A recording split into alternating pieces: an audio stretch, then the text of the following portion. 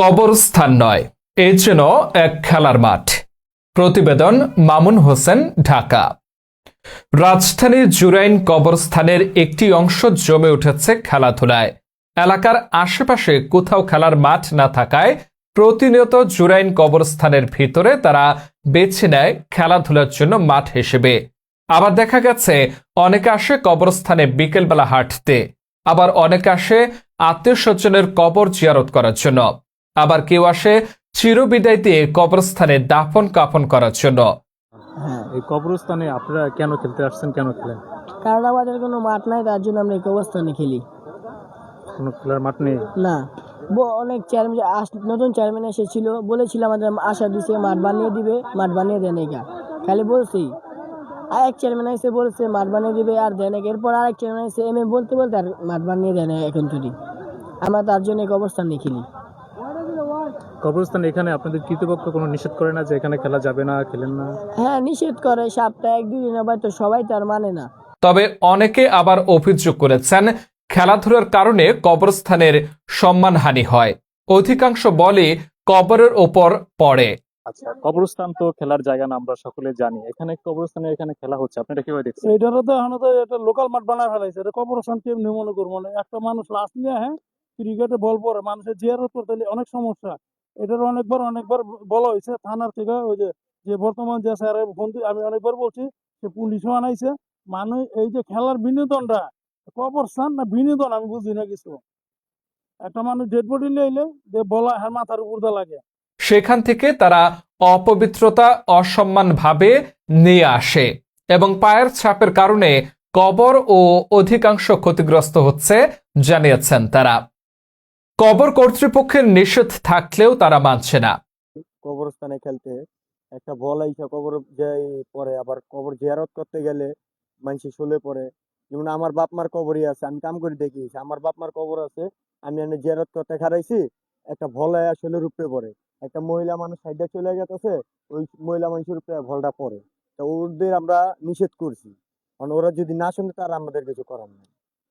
আপনার কর্তৃপক্ষ থেকে, অফিস থেকে নিষেধ করা আছে? হ্যাঁ, অফিস থেকে নিষেধ করা আছে। এখানে খেলাধুলা করছেন বিভিন্ন শ্রেণী পেশার মানুষ, রয়েছেন স্কুল মাদ্রাসার ছাত্র। তাদের দাবি ভবিষ্যতে এলাকার এমপি নির্বাচিত যে হবে একটি খেলার মাঠ যেন করে দেয়। সাধারণ ছেলেমেয়েরা বা এখানে যারা খেলাধুলা করছেন বা এখানে যারা দৌড়ঝাঁপ করছেন, তাদের আমার মনে হচ্ছে যে ততটুকু জ্ঞান তাদের হয়নি।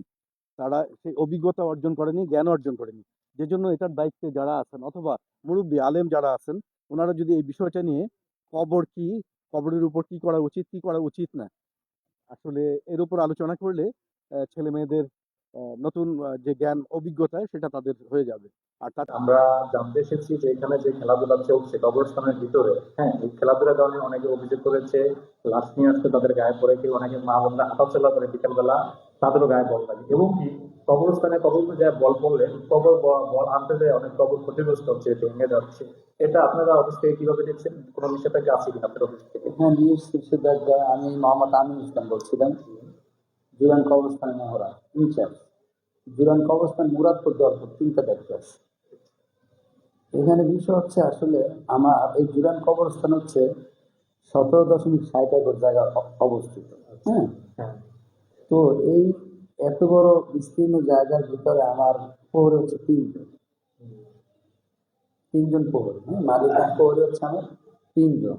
তো 3 জন দ্বারা আমার আসলে এত বড় প্রতিষ্ঠানটা বেকআপ হয় না, কারণ গেট আমার 4টা, যে লোক 3 জন প্রহরী, মূল প্রহরী। তো দেখা যাচ্ছে শিফট হলো 3টা, সকাল থেকে 2টা, 2টা থেকে 10টা, আর রাত 10টা থেকে সকাল 6টা। এখানে বিষয়টা হচ্ছে 1.5 একর জায়গা মুক্তিযোদ্ধাদের জন্য বরাদ্দ, যেখানে খেলা হচ্ছে এটা মুক্তিযুদ্ধের জন্য বরাদ্দ 1.5 একর জায়গা। তো 1.5 একর জায়গায় আগে ছিল 3টা পোলর, ওই যে আপনার শহীদনগর যে মসজিদটা আছে না, ওখান থেকে 3টা পোলর ছিল। পরবর্তীতে 1.5 একর বীর মুক্তিযোদ্ধা ওনাদের জন্য বরাদ্দ করা হয়। 13 সাল থেকে এখন পর্যন্ত আমার দাফন হয়েছে মাত্র 73 জন। 13 সাল থেকে আজকে 26 সাল শুরু, মাত্র 73 জন। তো আমি আমার উদ্যোগকে আমি অবগত করাই, তার আগে আমি বিভিন্নভাবে অবগত করছি যে আমার মূল সমস্যা হচ্ছে দেওয়াল উঁচু। দেয়ালটা নিচু থাকায় আমি গেটগুলো পর্যন্ত আমার উদ্বোধনের নির্দেশ আমি গেটগুলো কিন্তু প্লেস বন্ধ করছি। তো বন্ধ করলে কি হয়, যারা গ্যান্ডারি আছে বা এই সাইডের লোকাল লোকজন আছে, হ্যাঁ, অনেক অসুস্থ আছে, অনেক জিয়ারতকারী আছে, আমি এভাবে লেখাও দিচ্ছিলাম যে যারই ঢুকতে হবে 1 নম্বর গেটে ঢুকতে হবে। তো এখন আবার এলাকাবাসীর অভিযোগ হলো এত দূর ঘুরে ঢোকা সম্ভব না চলে আসে খেলাধুলার জন্য। খেলাধুলার জন্য। তারপর বিভিন্ন অসামাজিক কার্যকলাপ করতে পারে না, আমরা একটু স্ট্রং আছি, আমি নিজেও ফিল্ডে থাকি। যদি চোখে পড়ে সাথে সাথে এখন প্রতিদিন এলাকার বেশিরভাগ হলো এলাকার ছেলেমেয়ে একই চিত্র মিলল গ্যান্ডারিয়া স্টেশনের রেল প্ল্যাটফর্মে। জীবনের ঝুঁকি নিয়ে তারা প্ল্যাটফর্মের উপরেই খেলাধুলা করে যাচ্ছে। তারা বলেন, আমাদের খেলাধুলার জন্য মাঠ নেই, তাই এখানে এসেছি। আমরা কোথায় যাব, কোথায় খেলবো? আমাদের দাবি এদিকে আশেপাশে একটা মাঠ কইরা দিলে অনেক ভালো তো আমাদের জন্য, কারণ মুরব্বীদেরও কোনো কথা শুনতে হইতাছে না, আর আমরাও সুন্দরভাবে মাঠ খেলতে করে পারি। দেবে দাবি কার কাছে? দাবি তো সরকারের কাছে, সরকারের ছাড়া তো আর কেউ করে দিবে না, তো সরকারের এই দায়িত্ব, বুঝছেন না? কারণ এখানে আমরা খেলতে গেলে অনেক অসুবিধা হয়, বল হারায় যায়, এই স্টেশনের দিকে খুঁজে পাওয়া যায় না, আবার ট্রেনিং আসে, ট্রেনিং এর ভিতরে জায়গা ওই আপনার খেলতে গেলে আবার অসুবিধা না, ট্রেনিং আইসা বললে আমরা বলের জন্য দৌড় মারতে গেলে ট্রেনিং এ অ্যাক্সিডেন্ট হলো, তো এটাও তো অনেক সমস্যা। তো এর জন্যই আমরা এখন আর কি করবো, আশেপাশে মাঠ নাই, কারণ টাকা খরচ করে তো আর এত দূর যাইতে পারি না, মানে আইটা গেলেও তো যাইতে যাইতে অনেক সময় লেগে যায়, খেলার আর চান্স পাওয়া যায় না। আর আশেপাশে মাঠ থাকলে বাড়ির ধারে থাকে, আমরা সন্ধ্যার সময় যাইতে পারি বা যখন খুশি তখন যাই খেলতে পারি, কারণ এটা তো পারতাছি না।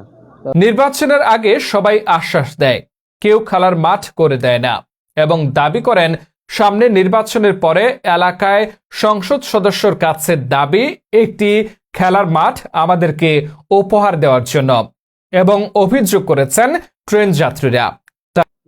পোলাপাইনে ক্রিকেট খেলে, ক্রিকেট খেলার মধ্যে শরীরে গায়ে লাগতে পারে, এই সমস্যা। এখানে তো খেলার জায়গা না, এখানে খেলতে পারে না। তো মাঠে মুঠে যাওয়ার জন্য মাঠে গিয়ে খেললে ওইটা ঠিক হয়। তার যাত্রীর গায়ে লাগে, দোকানপাট আছে, সব কিছু আছে, তার গায়ে গিয়ে লাগে, তার কাছে লাগে। খেলাধুলা চলতেছে, এখানে খেলার জায়গা না, এটা আমরা জানি। এবং এই যে অনেক দোকানপাট, এই কারণে আপনাদের অনেক চলাফেরার সমস্যা, অনেক অভিযোগ করেছে। এটা আপনি কিভাবে দেখছেন একজন যাত্রী হিসাবে? এটা তো অবশ্যই যে এটা মূলত তো ট্রেন যাত্রীদের জন্য ব্যবহার করার জন্য। সেক্ষেত্রে দেখা যায় যে অপরিকল্পিতভাবে কিছু ছেলেপেলে এখানে খেলতে আসে। এই বলগুলো অনেক সময় যাত্রীদের গায়ে লাগে, যেটা অ্যাক্সিডেন্টের কারণ হতে পারে। এবং একই সাথে আমি মনে করি যে এই বল খেলার কারণে অখেয়ালবশত বা খেয়াল না থাকার কারণে ট্রেনেও কোনো দুর্ঘটনা ঘটতে পারে, যেহেতু মনোযোগটা বলের দিকে থাকে, এটাও ঝুঁকিপূর্ণ। এবং একই সাথে আমাদের প্ল্যাটফর্মটা যে জন্য বানানো হয়েছে মূলত যাত্রীদের জন্য, কিন্তু এখানে দেখা যায় যে অনেক ছড়ানো ছিটানো কিছু অপরিকল্পিত ফুটপাতে ব্যবসায়ী দোকানদার, এটার কারণেও সাধারণ যাত্রীদের যারা আছে তাদের জন্য সমস্যা হয়। তারা বলেন, প্ল্যাটফর্ম খেলাধুলা ও দোকান বসানোর জায়গা না।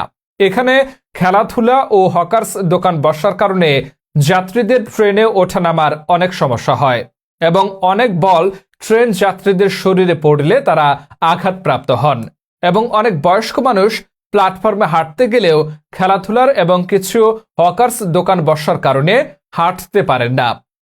স্টেশন কর্তৃপক্ষের পক্ষ থেকে খেলাধুলার নিষেধ থাকলেও তারা মানছেন না। আচ্ছা, স্টেশন প্ল্যাটফর্মে আমরা দেখছি যে অনেক বাচ্চারা খেলাধুলা করতেছে, এবং এখানে যে কিছু দোকানপাট দেখছি বসছে। এতে আমাদের কাছে অভিযোগ করেছে যাত্রীরা যে বল খেলার কারণে তাদের গায়ে শরীরে বল পড়ে তারা আঘাতপ্রাপ্ত হয়, এবং ট্রেনে উঠতে তাদের জন্য অনেক সমস্যা হয়। এবং দোকানপাটের জন্য অভিযোগ করেছে তাদের হাঁটা চলা অনেক সমস্যা হয়ে যায়, এবং যাত্রীরা অনেক সময় ট্রেনে উঠতে গেলে তাদের খুব সমস্যা হয়ে যায়। এই বিষয়ে আপনাদের স্টেশন পক্ষ থেকে, আপনাদের যারা দায়িত্বে আছেন, এখান থেকে কতটুকু কিভাবে আপনারা দেখছেন এটা? এখানে আমরা স্টেশন কর্তৃপক্ষ, স্টেশন মাস্টার এবং আমাদের নিরাপত্তা বাহিনীর পক্ষ থেকে আমরা সবসময় তাদেরকে বাধা দিছি, জোরালোভাবে তাদেরকে নিষেধ করা আছে। এইখানে যারা আছে তারা এই যে এলাকার ছেলে পেলে, তাদেরকে আমরা অনেকবার জোরালোভাবে নিষেধ করার পরেও তারা স্টেশনের ছেলেরা দলবদ্ধভাবে এখানে খেলাধুলা করতে আসে, বাধা দিতে আসছে দলবদ্ধভাবে। তারা একটা হুমকি স্বরূপ কথাবার্তা বলে।